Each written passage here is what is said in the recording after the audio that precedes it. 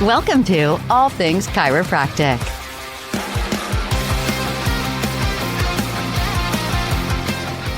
Welcome to another episode of All Things Chiropractic. I'm Paul Andrews. I'm Dr. Mark Davini. What are we talking about today, Doc? We are talking about GLP-1. Is that like code for some programming or what is that? No, it's weighing the benefits and risks of the new drug. Heavy topic. Well, we're going to spin it into a chiropractic perspective because there is one here. But before we do, I don't think there's anybody in America that doesn't know somebody who's on one of these weight loss injections, right? My God. It's amazing when you think about the fact that this drug was developed for a different purpose. And then all of a sudden, the side effect of this drug became the reason why this drug is now out there in everybody's lives, one way or the other. Yeah, it is nuts. Let's just go over the physiology real quick about it because it's interesting, right? So how do they work? And so you're really just hacking the physiology of your body here, right? Yeah. I mean, that's what you're doing. You're faking it out. You're giving artificially something the body produces naturally. It's funny because when a lot of chiropractors started years ago, they started investing in opening these ideal protein weight loss clinics, which, battled metabolic syndrome. And, you were hacking your body in, I would say, a more natural way, not a completely natural way, because they were using, those stuff, but these dieters were very successful. Certainly not as quickly as the GLP-1s are now, but they certainly were. But I have to say, if you're someone who is, overweight, battled this issue, or you just have a lot of vanity, it kind of is a magic drug in a sense. For at least the weight loss aspect of it. Yeah. I mean, GLP, glucagon-like peptide. And it's something naturally produced in your stomach, and it tells the body to enhance insulin secretion. So basically, it's the way the body deals with all of a sudden this sugar being dumped into your system. So it's how the body responds to it. So by taking it artificially, you're creating this sense of fullness in a way that gives the person taking it this belief that they're not hungry anymore. So, by stimulating the pancreas to release the insulin and then suppressing the glucagon, the side effects of this, or the intended effects of this, include reducing the appetite, the brain signal about being, full versus hungry. Right. And in America, I think, without even pulling out the research, I dare say we're probably one of the biggest consumers of sugar in the world. So it doesn't surprise me that, suppressing your hunger, but also releasing this insulin to deal with, the spikes in sugar, why it's so effective and popular in this country. And why it was originally released as a control mechanism for diabetes type 2s. So Here we are with a drug that was intended for one thing and is now essentially being used for something else. So the point here, when we're relating it back to chiropractic, is that now exists a new health history, component perhaps, and contraindications, or at least understanding and sort of sourcing out some of these side effects that occur. Oh, absolutely. Right? You'll hear me say this over and over again. We have good news and bad news. Good news is we're not quacks anymore. And the bad news is we're not quacks anymore, which means we have to be responsible for evaluating whether or not chiropractic can be applied to the patient in a sense, and whether or not what the patient came in for can be improved by chiropractic treatment. And here we have now all these drugs that people come in with that they take on a daily basis, stuff we never even imagined being developed, let alone actually existing. And because of it, there's all these side effects that have complaints in a sense that are common reasons why someone might come into your office. Dizziness, headaches, low back pain, all these things which, we want to relate to our subluxation-based model, but yet may actually just be a byproduct of one of the many drugs that people take to, lose weight and get taller or become more handsome or pretty. Who knows what they're taking these things for, which all that we laugh, but it's true. There's drugs out there for all of that, right? Wanted to make you taller, really? I tried to work.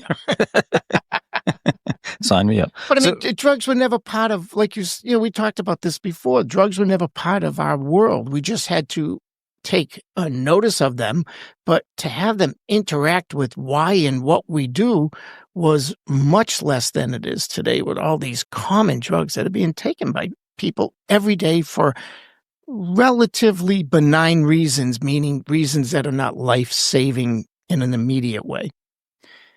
It's funny because there has to be somewhat of a balance here, because in most states, chiropractors really can't comment at all on prescriptions that someone's taking, right? Yeah, definitely outside scope. It's not what we do, but yet they're coming in with drugs that give them symptoms that are common symptoms that we might treat. What do you do? All of a sudden you go, what drugs are you on? And they give you this list, and all of a sudden you're familiar with them, or at least familiar with the side effects of them. And you go, oh man, now what? Right. Is this a subluxation problem, or is this the fact that you're just taking that drug? They just commonly, what was it? They came out even a short time ago saying that the cortisone injections for, arthritic joints absolutely causes osteoporosis. It's not even an if anymore. So now someone comes in and they're getting regular shots for their arthritis, right? And all of a sudden you have to worry about something that directly affects what you do. So speaking of directly affecting what you do, chiropractors, right? So someone in their patient history reveals that they're on a GLP-1. And so now you're looking at their subjectives and you're saying to yourself, well, is some of this a side effect or not? And are there any objective tests you can do, doc, to help source out the cause?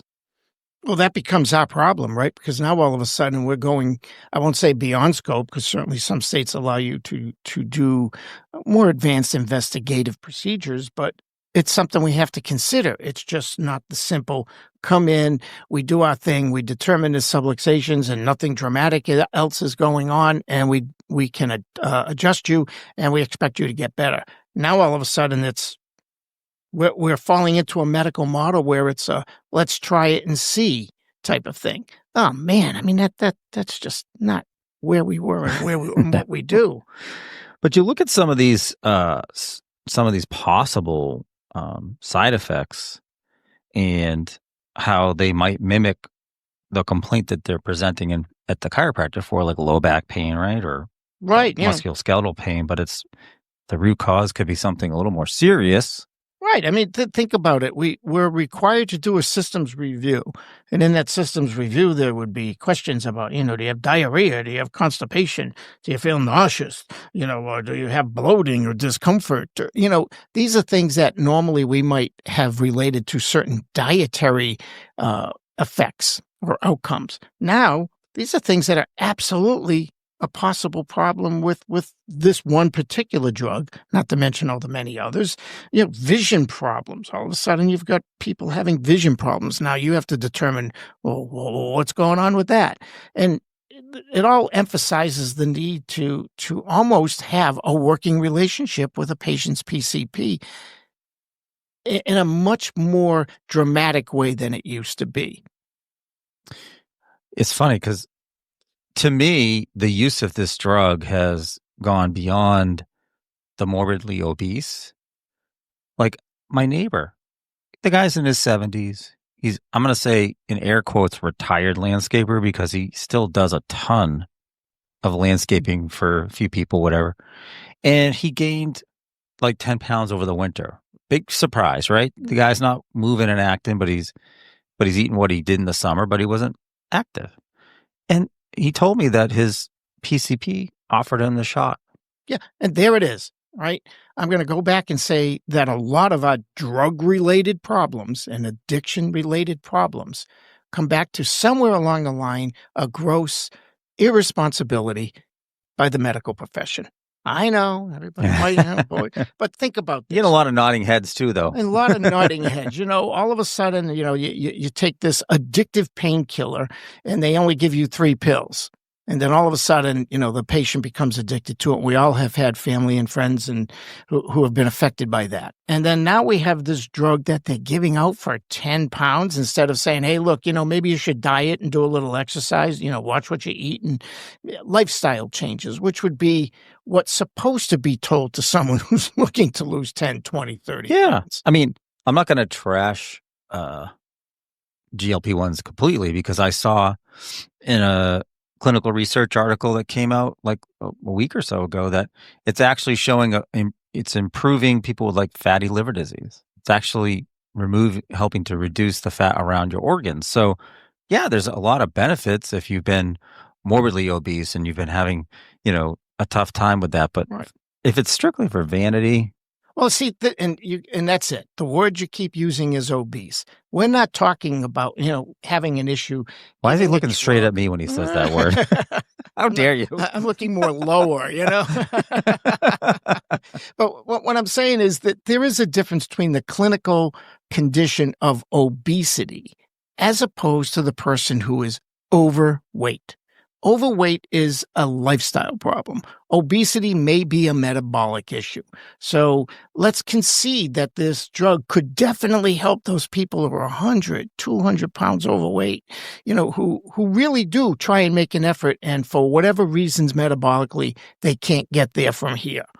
But we're not talking about them now. That's not what the problem with this drug is. The problem with this drug is people who just are overweight, who watch the damn TV commercials and go running to their MD and say, I need this drug. I want this drug. And the MD, instead of standing up and recognizing that there can only really be one doctor in the office, and it's not Dr. Google, that instead of saying no, they just don't even bother arguing. Sure, no problem, which creates problems down the road, right? Wow. Both physiologically and otherwise. And realistically, that scenario exists, but also the other scenario is the doctor just offers it up anyway without even asking. Right. Right? With my neighbor. Everybody wants to be loved. But even a primary care. You look at that and say, okay, well, some of the side effects include, an issue with bone density, muscle tone, might impact your biomechanics, right? And then, so now you're the chiropractor and you're working with this person, and then you want to start like therapeutic exercise because let's face it, their lean muscle mass is being reduced drastically with this weight loss. It's not just fat coming out of them. Yeah, it's not really a healthy weight loss. No, I don't think it is. And then, of course, they can never come off it because, right, you can only metabolize calories with lean muscle mass, and when that's gone or reduced, right? So they on any kind of aggressive exercise program and diet to support it, so that somewhere down the road in the land far, far away, you can get off the drug. Right. But do they want to? No. I mean, you've seen it with celebrities probably the most because they're splashed out on social media and television more, but they start to look gaunt and they start to look anorexic almost. 1 foot in a grave. That's the way they look. So then there's this whole body dysmorphia issue going on, this whole psychological overlay that could happen on top of it all, right? And then they're coming into your office to help solve all these problems. Right. Now, well, and of course, side effects to most patients are something that someone else gets. I take this drug and it's doing exactly what it's supposed to do. Makes me lose weight. But all these other symptoms are something else, and that's why I'm here. And again, it just circles back to that same old issue that you are now responsible for determining what the cause of those symptoms are and treat the cause. Well, don't I sound like BJ going back many years? Treat the cause of the disease, not the symptom. But here we are with patients coming in with symptoms that we now have to determine a cause that may not be subluxation based. I want to turn to the other side effect that could have certainly influence in chiropractic as it trickles down is the cost. Oh, don't they give this away for Do you know that the average monthly cost of a GLP-1 is between $1,000 and $1,350 a month? 1,000 and 1,500. Think about that when somebody walks into your office and doesn't want to pay $40 for an adjustment. Yeah. Well, here it is. It's all about perceived value. The value of spending 2 car payments on this drug far outweighs the cost because, it's working quickly for its intended goal, which is, right, to increase your weight. And a lot of it's covered, right? That's the funny part. Yeah. Or was covered, is covered. Where are we with that question right now? Let me lay a few facts on you. Okay? Yeah. So from Medicare, in 2018, the estimated cost of GLP-1 medication was $56.8 million. Fast forward only 4 years later, that $56.8 million turned into $5.7 billion. Dollars, not pounds. That's in 2022. That was 4 years. Now, projected 4 more years later, we're going to $102 billion. For one drug. Basically one drug, because it is marketed with, there's 5 different drugs out there, 4 of which are made by Novo Nordisk, a Dutch company. So they just brand it with, they have, the compound's a little bit different, but it all does the same thing. All does the same thing. And we know that drug companies need the extra income because they're just starving right now. I mean, they're raking it in. But here's what's happening. Because, and I'll give you, this isn't even a crazy example. This is a sad example. Here in Massachusetts, the state employer health insurance ran out of money. Literally saw a notice come in from the carrier saying that they've run out of funds and that they're going to suspend paying claims for 6 weeks until the fiscal cycle renews and the funds get replenished by the state. So query me this, Paul. Yeah. Why did they run out of money? Pretty much most of it was Ozempic or a related drug, a GLP-1. Most of it was that. And that you can see that from 2018 to projected to 2026, it went from $56.8 million to $102 billion. That's quite a raise. So it literally broke the bank. Right. They lost so much money weight that they had to stop paying. Yeah.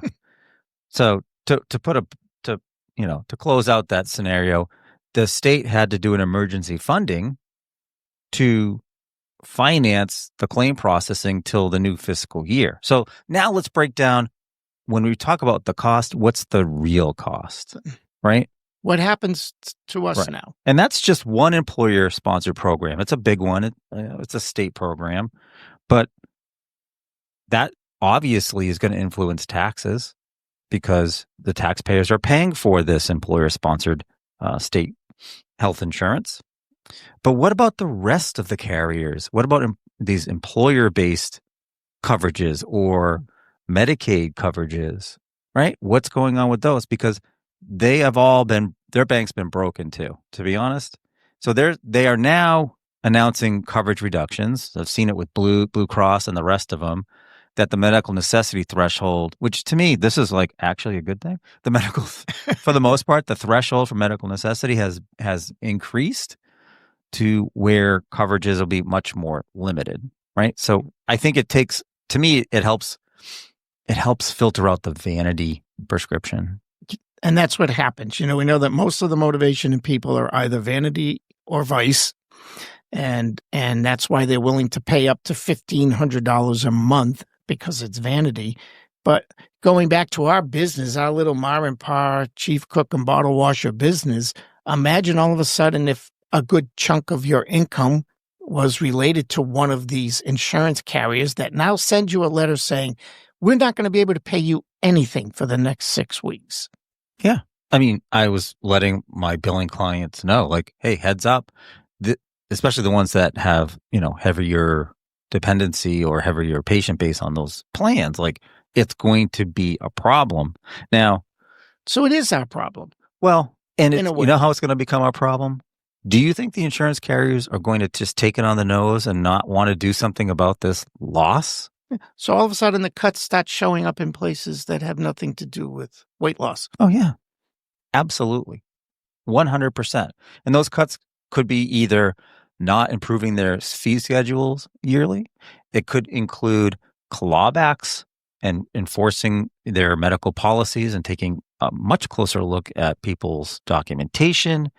It could be, and probably I would say, dare say, will be employer-based programs, a much more robust increase in premiums, which will then, of course, put more pressure on the small business and their employees who likely pay up to 50% of that premium. They're only doing what you do when all of a sudden it's the end of the month and you don't have enough money to pay your bills. You start looking at the bills and saying, hey, what's important, what isn't important? And unfortunately, in the insurance world, we're not put in the important category. Well, to me, the whole, don't even get me started, but get me started. The whole health insurance thing, I know, it's kind of like, it doesn't make sense because someone years ago put this in perspective really quickly for me. Like when an insurance company pays a claim, that's labeled a loss. A loss. Right? Not doing their job. No, that's a loss. Right. Any business tries to mitigate their loss. That's like saying, because I have to adjust you, it's a loss. I failed. It makes no sense. Right. They're doing the job that they're created for.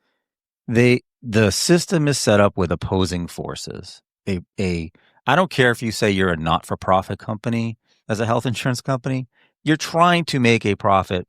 That profit may not be, that may be dispensed out to shareholders or put back in your business, whatever. But CEOs. Yeah. I think we should, I really do think we should do a podcast on that CEO tragedy. It's going to be a tender subject, but I have a lot to say. I'll just refrain myself. This isn't what today's topic is, but okay. So look out, chiropractors, physical therapists, every specialty under the sun, because in my opinion, the carriers are coming to mitigate their losses. Because if you look at some more of the statistics, employer-based health insurance in 2023 took a $900 million hit on GLP-1 coverage. $900 million. Medicaid from 2019 to 2023 saw a 500% increase in spending for GLP-1s. 500%. Wouldn't you like to get a 500% raise? And what happens is they start putting this stuff out. Nobody does the proper due diligence and saying, okay, here's a drug that we could use to help people who are obese. But it's not a drug that we will pay for just because somebody wants to lose a few winter pounds. Yeah, exactly. But with every dark cloud, Dr. Davini, there are some silver linings. Okay. I am a silver lining. He's looking at me like, what are you talking? We never talked about this in the pre-production. So listen, I asked this question to a couple of functional medicine doctors, and they thought it was interesting. I said, with the rise in GLP-1s, when they're coming into your office for care, have you thought about doing some functional medicine interventions to help counter any side effects and or create a more robust physiology for the potential side effects? The answer they had was no, but they said that sounds like a really good idea.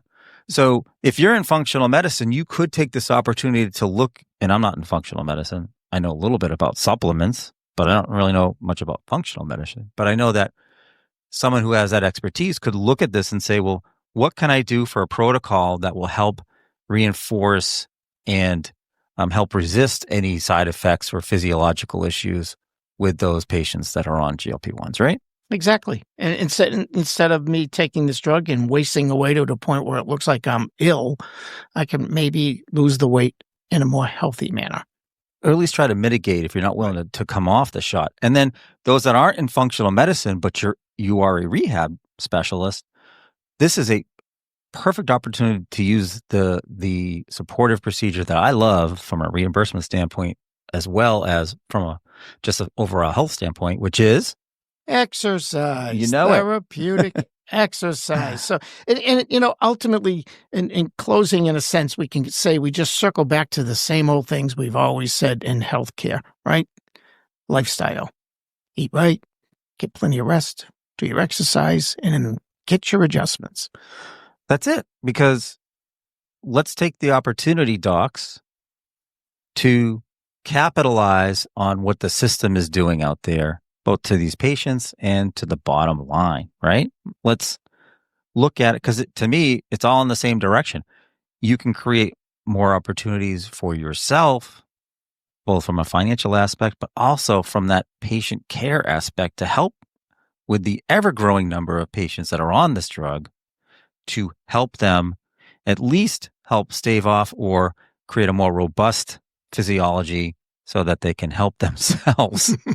Without the drug, hopefully, at some point. So I have this quote from Albert Einstein, unless you want to say it. No, go ahead. I love it. You can't solve a problem with the same thinking that created it. And I dare say that chiropractors in themselves don't think in the same vein as most of the system out there. So it's an easy one, right? That's right. The problem to the solution to a problem is not another drug. Tell that to the prescribers, because right. Well, now I'm taking this drug that's losing weight, but now my tummy hurts. Well, here's a drug to help with your digestion, and here's a drug for the symptoms that come from that, and blah blah. Did you look up what today's averages of prescriptions? Like who? I think it's 7 yes, per person. It's like 7. Yeah. And of the 7, typically the majority of them are because of side effects from the original prescription. You really can't make this stuff up. So, hey, come at it naturally. That's what chiropractors do. Ouch. Right? That takes work. Well, I know. Do you think I should take the GLP-1? I have a few. No, I few think pounds to you're, lose. no, I don't know. You're very far away from GLP-1. So let me ask my doctor. Right. With that in mind. Yes. Thank you again for listening to another episode of All Things Chiropractic. I'm Paul Andrews. Dr. Mark Davini. Thank you. Thanks for listening to All Things Chiropractic. We'd love to hear from you. Visit allthingschiropractic.com with comments, episode ideas, or questions. Or connect with us on Facebook and Instagram at All Things Chiropractic Podcast. Be sure to join Dr. Mark Davini and Paul Andrews next time for another episode of All Things Chiropractic.